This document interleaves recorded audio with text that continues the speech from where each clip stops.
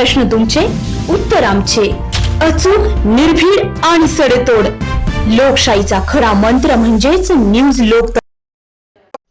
योग्य व विहित मुदतीत खुलासा न केल्याने देवठाण भायखेडा ग्रुप ग्रामपंचायतीच्या तत्कालीन सरपंच भाग्यश्री लावरे यांना अंगणवाडी मदतनीस पदावरून बडतर्फीची कारवाई करण्यात आल्याने तालुक्याच्या उत्तर पूर्व भागात हा विषय चर्चेचा बनलाय.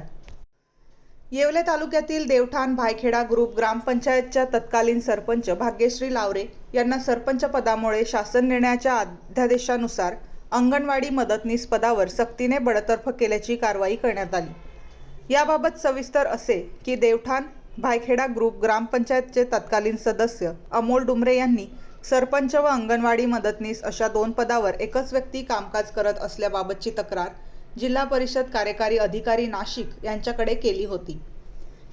दरम्यान सदर प्रकरणाची समितीमार्फत चौकशी केली असता देवठाण भायखेडा ग्रुप ग्रामपंचायतच्या तत्कालीन सरपंच भाग्यश्री लावरे या एकाच वेळी सरपंच व भायखेडा अंगणवाडी मदतनीस या मानधनी पदावर कामकाज करत असल्याचा अहवाल प्राप्त झाला होता.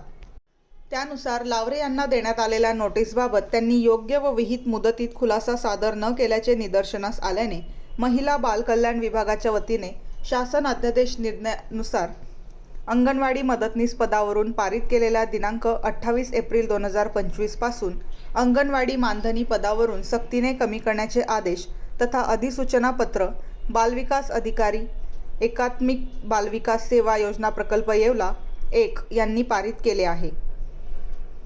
न्यूज लोकतंत्र 18 साठी अयूब शाह, येवला.